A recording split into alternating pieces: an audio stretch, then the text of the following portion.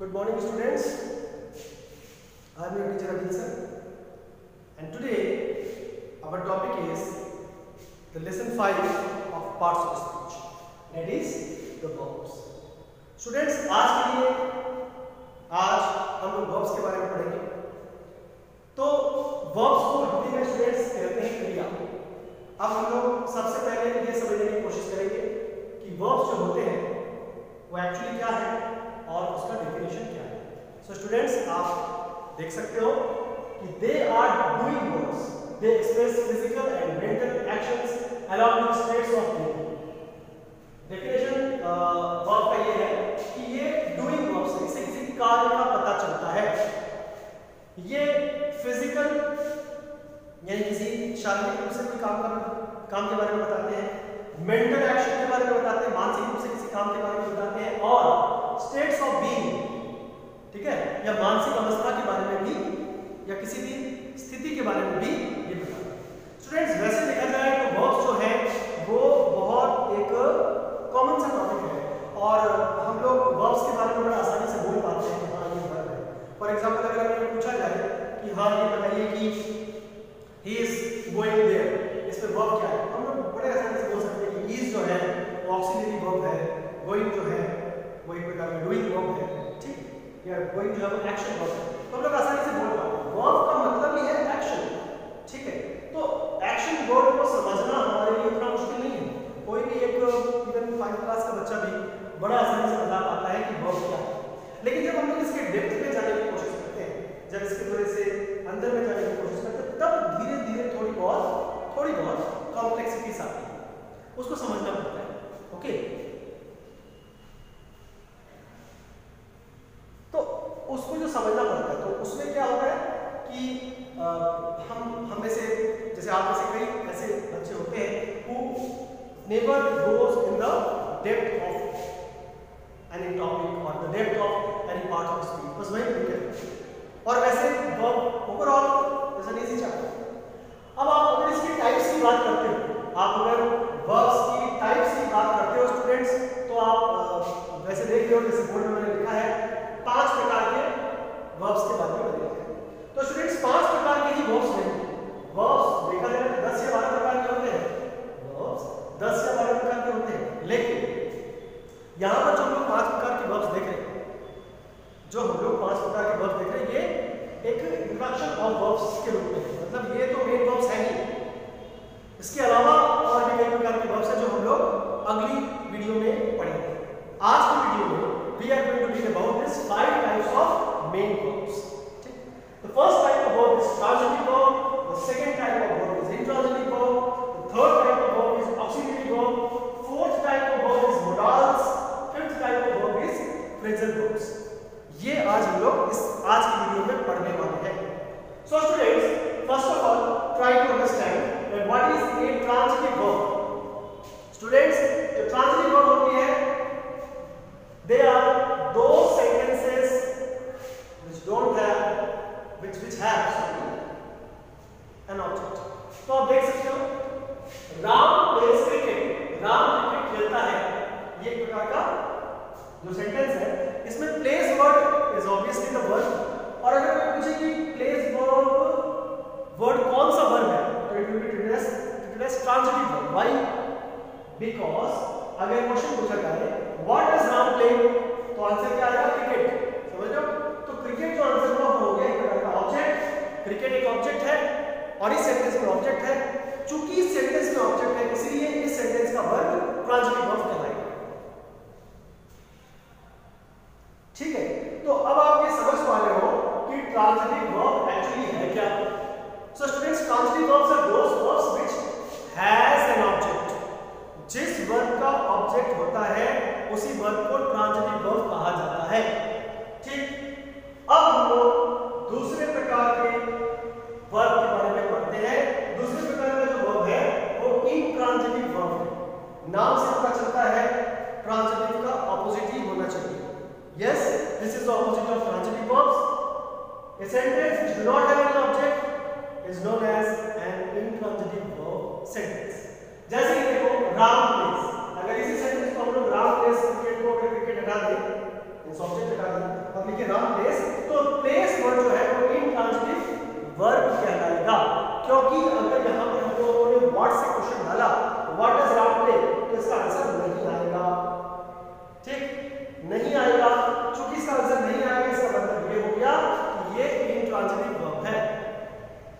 तो स्टूडेंट्स आप समझ पा रहे हो, intransitive verb is that particular type of verb which do not have an object, ठीक। अब हम लोग थर्ड प्रकार के वर्ब के बारे में आगे बढ़ते हैं। आप जैसे कि बोर्ड में देख पा रहे हो, the third type of verb is auxiliary verb। auxiliary verb का दूसरा नाम helping verb है। Now what is an auxiliary verb? Students, auxiliary verb जो होते हैं वो तीन प्रकार के रूट वर्ड से बनते हैं। तीन रूट वर्ड से निकलने वाले सारे शब्द auxiliary verb कहलाते हैं। जैसे कि बी रूट वर्ड से निकलने वाले ये सारे शब्द, डू रूट वर्ड से निकलने वाले ये तीनों शब्द, और हैव रूट वर्ड से निकलने वाले ये तीनों शब्द। बी रूट वर्ड से कौन कौन से वर्ड्स निकल रहे हैं स्टूडेंट्स? देखो, is, am, are, was, were, will, shall. Do word से कौन कौन से वर्ड्स निकल रहे हैं? डिड, डज, ठीक है। और हैव से कौन कौन से वर्ड्स निकल रहे हैं? Had, has. तो आप समझ पा रहे हो, is, am, are, was, were, will, shall, do, did, does और have, had, has, ये सारे के सारे वर्ड्स जो है they are termed as auxiliary verbs। इनको कई बार helping verbs भी कहा जाता है। ये बहुत सारे सेंटेंस में पाए जाते हैं। अक्सर जो है जो सेंटेंस कंटिन्यूअस फॉर्म में होते हैं उसमें तो ये होते ही हैं। क्वेश्चन भी ये डू, डिड और डज वर्ड से क्वेश्चन भी बनते हैं, इंट्रोगेटिव सेंटेंसेस भी बनते हैं। हैव, हैड, हैज जो है वो आमतौर पर परफेक्ट टाइप के सेंटेंस में होते हैं। So this are the words which comes under so many categories. ये बहुत जगह लगते हैं और ये वर्ड्स आपको दिमाग में रखना है। They are known as auxiliary verbs,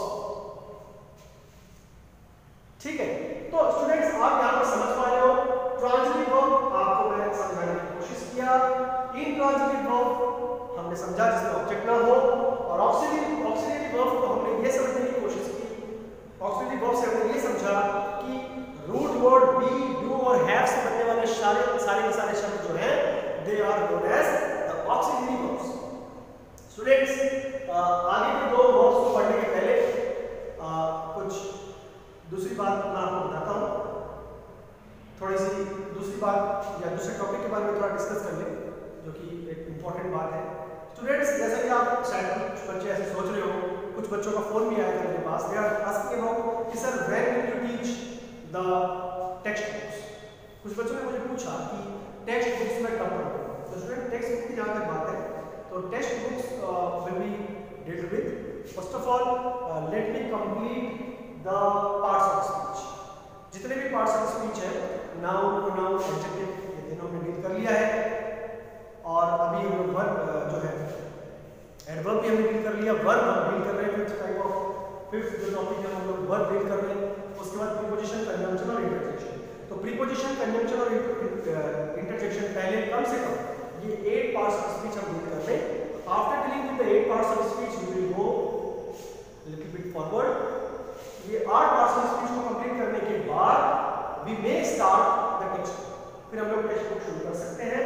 मैं आप लोग का टेक्स्ट बुक कम से कम ये 8 पार्ट्स ऑफ स्पीच मैं ठीक से करवा लूँ, उसके बाद हम लोग टेक्स्ट बुक शुरू कर सकते हैं। और कुछ एक बच्चों का फोन भी आया मेरे पास, वो बोल रहे हैं कि सर टेक्स्ट बुक जो है उसमें कौन सी एक्सरसाइज वगैरह करनी है। तो आई हैव नॉट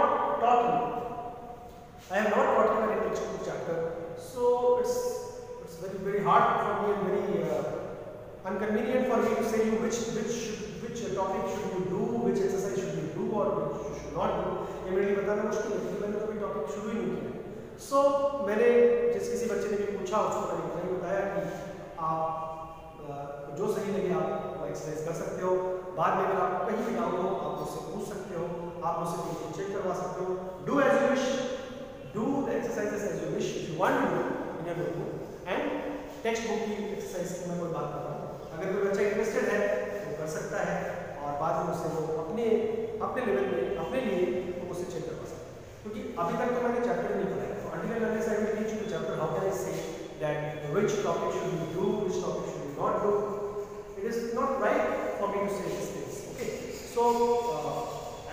ऐसी बात आप ना पूछें जिसमें कि अभी मैंने डील नहीं किया, तो it is quite right for me to answer to this.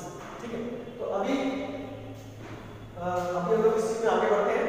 So auxiliary verbs हम पढ़े हैं। Now we are going to deal about the modals. कुछ लोग इसको मोडाल्स बोलते हैं, कुछ लोग इसको मॉडल्स बोलते हैं। तो मोडाल्स भी बोल सकते हो, मॉडल्स भी बोल सकते हो। तो स्टूडेंट्स, मोडाल्स या मॉडल्स क्या है? Modals are those particular set of verbs which will not change according to the change of subject or tense. Tense बदलने से, subject के बदलने से जो words कभी change ना हो, उन words को हम लोग modals कहते हैं। And they are fixed in number। 9 या 10 प्रकार के modals होते हैं। इनमें most common modals जो है, modals जो है, वो है must, can, might, could, may, would, should और dare। ये कुछ common modals हैं। तो स्टूडेंट्स, मोडाल्स जो है वो क्या है? एक ऐसे वर्ब्स जो अकॉर्डिंग टू द टेंस या according to the verbs change नहीं होते। ठीक है, ये चेंज नहीं होते। तो इससे आप ये समझ सकते हो कि ये जो मोडाल्स है ये ऐसे फिक्स्ड वर्ड्स हैं जिनके कुछ फिक्स्ड यूसेज भी है।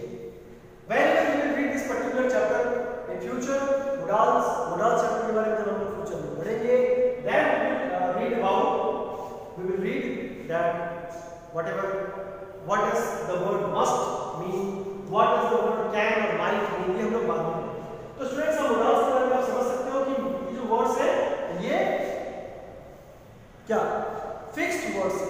ये टेंस के हिसाब से चेंज नहीं होते, ये नाउन के हिसाब से, प्रोनाउन के हिसाब से they don't change। ओके, तो ये कभी भी नाउन प्रोनाउन वगैरह के हिसाब से चेंज नहीं होते।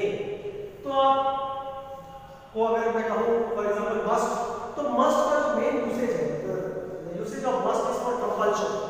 किसी भी चीज का कंपल्शन शो करने के लिए मस्ट का यूज होता है। फॉर एग्जांपल यू कैन से, जैसे कि आप लोग कई बार आंसर शीट्स में लिखते हो तो क्वेश्चन पेपर में कई बार आपको इंस्ट्रक्शन दिया रहता है कि स्टूडेंट्स शुड, आमतौर पर हम मस्ट कहते हैं, students must write their roll numbers on the top side of their answer sheet. Students must write the roll number on the top side of their answer sheet. ऐसे करके लिखा रहता है। तो must is for showing compulsion।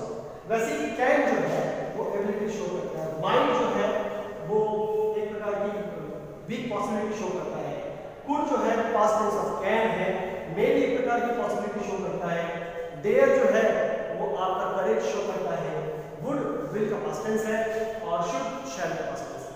ऐसे करके words हैं। तो इन सब का मैंने बहुत शॉर्ट में बोला। So this all words have some usage and every word has 2 to 5 usage. हर वर्ड का 2 से लेकर के 5 यूसेज है। हर वर्ड का 2 से लेकर के 5 यूसेज है। Whenever we will read about this chapter modals in our learning period, जब हम लोग कभी अगले इस वीडियो में modals के बारे में पढ़ेंगे, then we will study in detail about the usage of each and every words or each and every modals। ठीक है, so वो जो usage है वो आप लोग को दिमाग में रखना पड़ेगा। You have to understand that usage and you have to maybe remember you have to learn those usages also।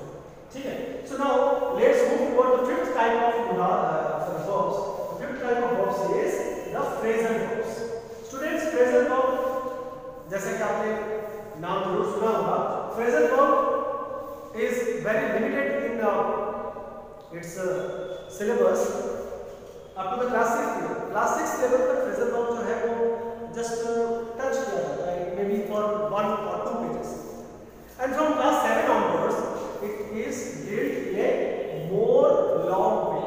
Okay, so phrasal verbs are such words which are the combination of verbs and prepositions।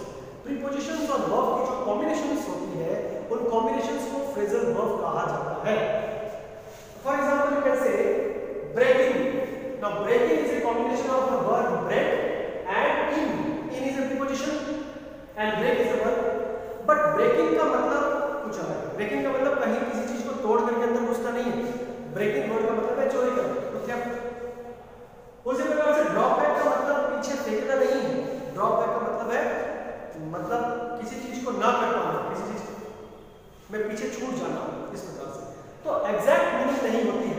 Phrasal verb verbs की जो words होते हैं वो obviously एक year में आते हैं और उसमें एक वर्ब और एक क्वेश्चन तो होता है, लेकिन आमतौर पर फ्रेजल वर्ब का जो वर्ड्स जो उसमें दिए हुए रहते हैं वो word to word meaning actual में नहीं होती। यही एक प्रॉब्लम होती है स्टूडेंट को समझने में। फ्रेजल वर्ब चैप्टर जो है कुछ स्टूडेंट को डिफिकल्ट लगता है, और बिट डिफिकल्ट लगने का जो कारण है वो सिर्फ इतना ही है कि इसमें वर्ड टू वर्ड मीनिंग नहीं होती।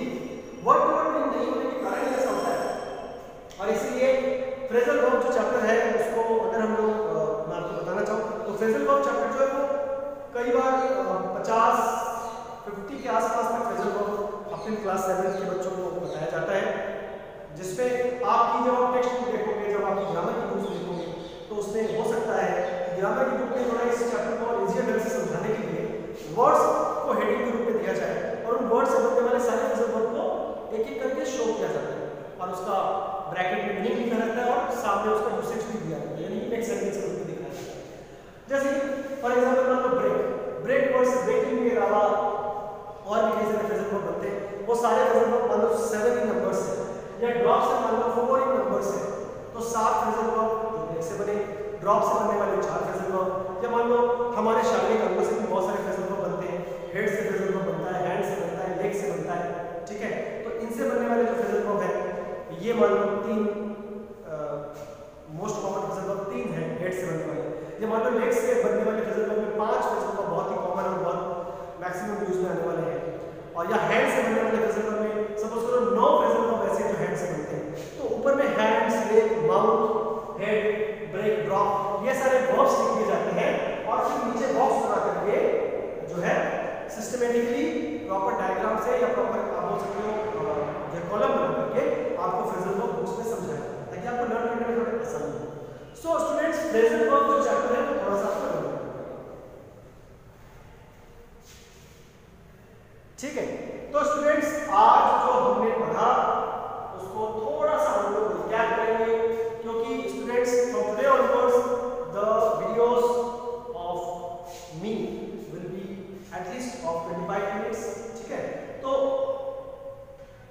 हम लोग किसी भी पर्टिकुलर टॉपिक को लेकर के ठीक से समझेंगे। हाँ, एक बात और, there are so many students I mean 5 और 6 स्टूडेंट्स लाइक दैट जिन्होंने मुझे पूछा कि सर एक बात बताओ, जो है आप अपने होमवर्क के लिए, तो लेट मी क्लियर यू कि now the video has been made, videos are being made in order to make you understand the particular topics.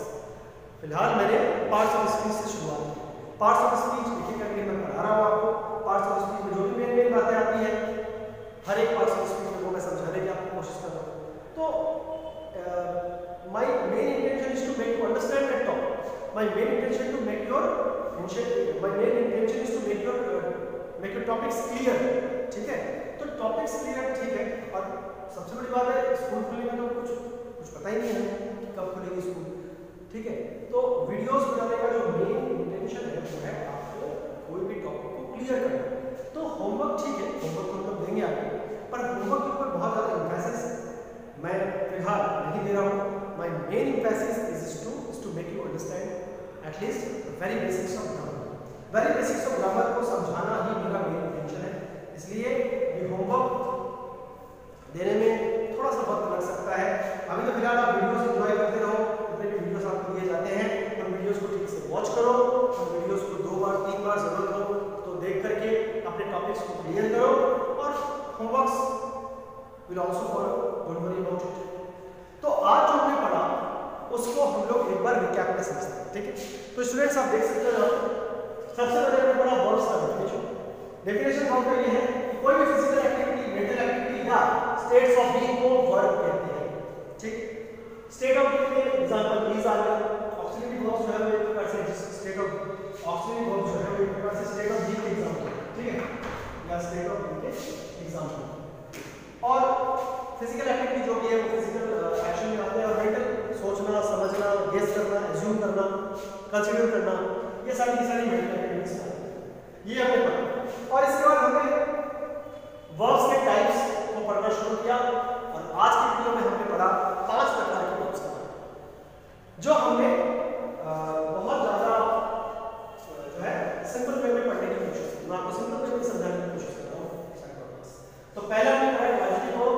Transitive verb क्या होता है वो हमने ट्रांजिटिव वर्ब वो होता है जिसमें कोई ऑब्जेक्ट हो, किसी भी सेंटेंस में कोई ऑब्जेक्ट हो तो that particular sentence will be termed as transitive sentence, और transitive that particular verb in that sentence will be termed as the transitive verb. दूसरा हमने पढ़ा इनट्रांजिटिव वर्ब। इनट्रांजिटिव वर्ब के बारे में मैंने आपको बताया कि ऐसा कोई भी सेंटेंस जिसमें जो है आपका वर्ब तो होता है लेकिन ऑब्जेक्ट नहीं होता, तो the sentence which do not contains an object though it has verb is called as intransitive verb।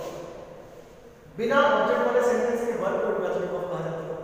Third वाला हमने पढ़ा ऑक्सिलरी वर्ब। ऑक्सिलरी वर्ब मैंने आपको बताया तीन प्रकार के रूट वर्ड बी, डू और हैव से बनने वाले जितने भी वर्ड्स हैं सारे ऑक्सिलरी वर्ब कहलाते हैं। चौथा हमने मोडाल्स के बारे में पढ़ा। मैंने आपको बताया कि 9 या 10 प्रकार के मोडाल्स होते हैं जिसका एक पर्टिकुलर चैप्टर है जो हम आगे की क्लासेस में जब पढ़ेंगे तब उसके बारे में डिटेल में हम लोग डिस्कस करेंगे। Modals must, can, might, to वगैरह है और इन सब के 2 से लेकर के 5 यूसेज तक होते हैं जो आपको आगे की क्लासेस में जब ये चैप्टर पढ़ाया जाएगा तो समझाया जाएगा वो आपको अंडरस्टैंड करना है और जरूरत पड़ी तो लर्न करना है। और आज के लिए जो हमने fifth type of last but not the least fifth type of modals जो वर्ब हमने पढ़ा वो है phrasal verb. Phrasal verb is a combination of verb and preposition. It has a third meaning. It don't have the meaning of word to word। शब्दों से शब्द का meaning नहीं है, इसका कोई तीसरा मीनिंग है और इसीलिए फ्रेजल वर्ब जो होते हैं फ्रेजल वर्ब बहुत ज्यादा क्या फ्रेजल वर्ब बहुत ज्यादा समझने की चीज होती है। फ्रेजल वर्ब को पूरे तौर पर अगर सुपरफिशियली पढ़ोगे तो you will not understand topic at all। Phrasal verb को सुपरफिशियली नहीं पढ़ा जा सकता, फ्रेजल वर्ब को थोड़ा ठीक से शांति से समझना पड़ेगा, ठीक है। सो आज हम लोगों ने जो पढ़ा है वो यही पढ़ा। तो आज का टॉपिक इतना ही। आज हम लोग वर्ब के 5 प्रकार के पार्ट्स के बारे में पढ़ रहे हैं और tomorrow we are going to read about the some more parts और some more types of verbs. कल के वीडियो में अन्य आने वाले सारे प्रकार के वर्ब्स के बारे में हम पढ़ेंगे। अन्य सारे वर्ब्स के बारे में जो हम लोग पढ़ेंगे तो वो आप लोग कल के लिए आप वेट करो। आज की वीडियो में मैं आपको यही जो है सजेस्ट करना चाहूंगा कि understand what is a verb. You know that most of the students may know what is a verb but each and every part type of verbs which I have made you understand. चलो transitive intransitive थोड़ा सा आसान है। Auxiliary, modals और phrasal verbs ये आप विशेष रूप से समझो और फिर एक बार समझने के बाद the exercises will follow. If I will give you some homeworks also in the later classes in that video you will easily do it। तो first of all don't be very much in hurry about the exercises or don't be very much in hurry about the what homeworks, it will follow। first of all make your doubts clear regarding the topics। students बार-बार करो, पहले अपने doubts clear करो, topic को ठीक से समझो, videos को ठीक से देखो, होमवर्क्स बाद में हो जाएंगे और होमवर्क तो तभी कर पाओगे जब टॉपिक को ठीक से समझो। So please focus on each and every video which is being presented by me or any other teacher and try to understand the very topic which he or she is trying to convey you। ठीक से listen करो, देखो videos को, जरूरत पड़े तो 1 बार 2 बार 3 बार और उसके बाद जो है आप बोल सकते हो कि हाँ ठीक है ये हमने सुना topic. Now it's time to do the homework or it's time to do some written work। okay, so आज के लिए इतना students, I hope you have enjoyed the video and you have understood the topic verbs along with the 5 parts of it। tomorrow we will discuss about some other parts of verbs। stay at home, stay safe।